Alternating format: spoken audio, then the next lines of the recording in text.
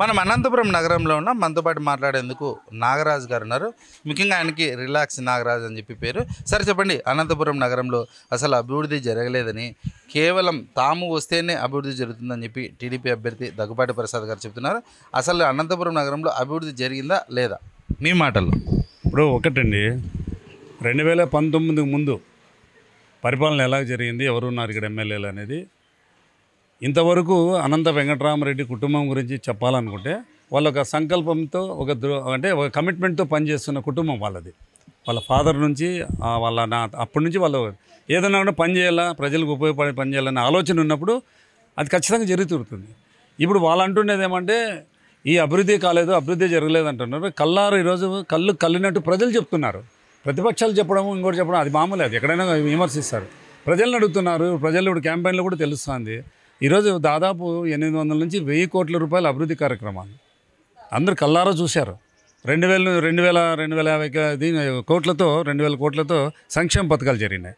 అందులో భాగంగా చెప్పుకుంటూ పోతే ఈరోజు అభివృద్ధి ఏం జరిగింది ఏమనేది ఈరోజు ఉదాహరణకు ఎక్కడ చూసినా రోడ్లు, ఇట్లాంటివి ఒకటి రోడ్లే కాదు, మెయిన్ రోడ్లే కాదు, సందుల్లో చూస్తే ఎక్కడైనా చిన్న చిన్న గల్లీలోకి పోయినా సిమెంట్ రోడ్లు, తర్వాత వాటర్ ప్రాబ్లం లేకోకుండా ఇన్ని కార్యక్రమాలు చేసి అభివృద్ధి జరగలేదని అంటే వాళ్ళకి కళ్ళు లేని కబోదులని మేము అంటున్నాం. ఎందుకంటే చంద్రబాబు నాయుడు గారు ఏం చెప్తున్నారంటే తాము కూటమి ఖచ్చితంగా గెలుపుతామని, జగన్ని గద్దె దింపుతామని చెప్పి, తామైతేనే రాష్ట్రాన్ని అభివృద్ధి చేస్తామని చెప్పి తెలియజేస్తున్నారు.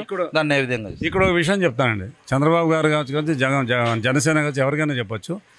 వాళ్ళు ఈరోజు జగన్మోహన్ రెడ్డి గారి పరిపాలన ఎక్కడ బాగాలేదు, ఏం బాగాలేదు, ప్రజలకు ఏం చేయలేదు అనేది ఒక్క మాట చెప్పానండి. అది చెప్పడం లేదు అంటే చెప్పడానికి వాళ్ళ దగ్గర విషయం లేదు, అంటే సబ్జెక్ట్ లేదు. ఏది చేసినా కూడా, ఏం మాట్లాడినా కూడా, ఎంతసేపు ఉన్నా కూడా ఒకటి ఏమంటే ఫ్రస్ట్రేషన్లో ఉన్నారు. అధికారం చేపట్టాలంటే ఇదే మార్గము. ఈరోజు జెండాలు జతకట్టడం ఈరోజు పేపర్లో కూడా వచ్చింది. ఇంకా అక్కడక్కడ మార్చుకుంటున్నారంట వాళ్ళు, ఇంకా ఎమ్మెల్యేలు ఎంపీలు సీట్లు కూడా. ఇంకా నెల రోజులు ఎన్నికలు, ఎప్పుడు వీళ్ళు ప్రజలు లేకపోతారు. ఏది మాట్లాడినా కూడా వ్యక్తిగత దూషణలు, నోటికి వచ్చినట్లు మాట్లాడడం తప్ప జగన్మోహన్ రెడ్డి గారు ఈ తప్పు చేశారు, ఈ పరిపాలన బాగాలేదు, అది ఒక్కటి చెప్పండి.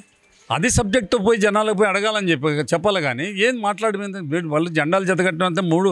ఇప్పుడు బీజేపీ కావచ్చు, జనసేన అయితే జనసేన పార్టీ గురించి మాట్లాడడం వేస్ట్ అండి. ఒక్క విషయం మీకు బ్రీఫ్గా 1 మినిట్లో చెప్తాను. ఆయన పార్టీ పెట్టి దాదాపు 12-14 సంవత్సరాలు అయింది. ఎవరు? జనసేన, ఎవరు మన పవన్ కళ్యాణ్. ఈరోజు కూడా ఒక స్థాయిలో, చిన్న స్థాయి, గ్రామ స్థాయి నుంచి ఇప్పుడు ఎక్కడ కూడా వాళ్ళకి పటిష్టంగా పార్టీ లేదు. చివరిగా ఒక మాట చెప్తాను, 14 నియోజకవర్గాలు అనంతపురం నగరం జిల్లాలో 2 ఎంపీ సీట్లు ఉన్నాయి.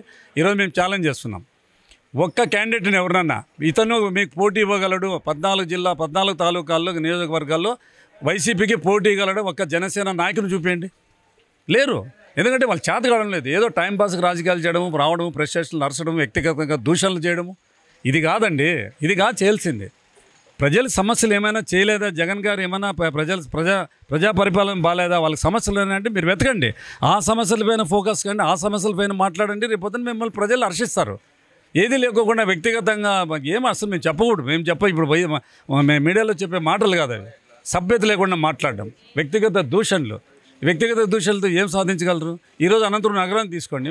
మేము అతనికి ఏదో డబ్బు ఉంది, 50 కోట్లు 100 కోట్లు ఖర్చు పెడతా అంటే డబ్బులు ఎవరికి కావాలండి? మేము డబ్బులతో గెలుస్తామంటే ఆంధ్ర రాష్ట్రంలో మొత్తం అంతా డబ్బులతోనే గెలిచే వాళ్ళు దండిగున్నారు. డబ్బుకిను దానిగా ముందే ఆయన ఎవరంటే ఆయన ముఖపరిచయం కూడా లేదు. ఎవరంటే కనీసం అతను ఎవరనేది కూడా ఎవరికి తెలియదు. ఎక్కడన్నా పోతే మీకు తెలుసా అంటే మాకు ఎవరు అని ఆయన మేమేం చూడలేదు అంటున్నా.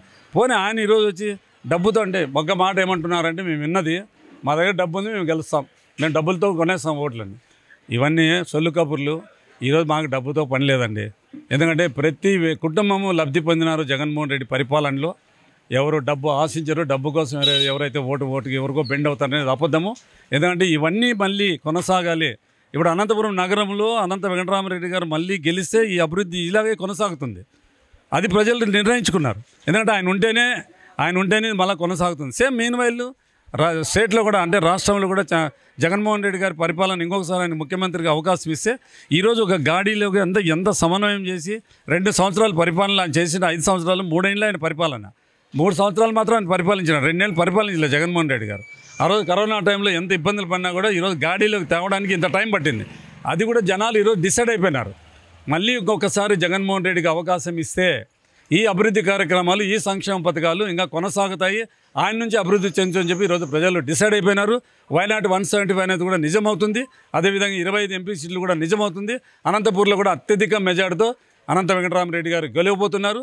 అలాగే పార్లమెంట్ శంకరనారాయణ కూడా గెలవబోతున్నారు. ఎందుకంటే ప్రజల్లో వచ్చేసింది, ప్రజల్లో మార్పు ఉంది. ప్రజల్లో ఆ రోజు ఏం హవా ఉందో 19లో ఈ హవా వేరు. ఇప్పుడు జగన్మోహన్ రెడ్డి కూడా హవా ఏమంటే సంక్షేమ పథకాలు, అభివృద్ధి కార్యక్రమాలు అమలుపరిచిన ఘనత జగన్మోహన్ రెడ్డిది. కాబట్టి ఆ హవా కొనసాగుతుంది. తప్పకుండా గెలిచి తీరుతాం. అనంత వెంకటరామరెడ్డి గారు కూడా అవకాశం ఉంటే రేపు ఆయనకున్న ఇదేమంటారు ఎక్స్పీరియన్స్, ఆయనకున్న అవగాహనతో కూడా జగన్మోహన్ రెడ్డి గారికి ఆయనకు మంచి అవకాశం క్యాబినెట్లు కూడా ఇస్తారని చెప్పి మేము కోరుకుంటూ సెలవు తీసుకుంటున్నాం.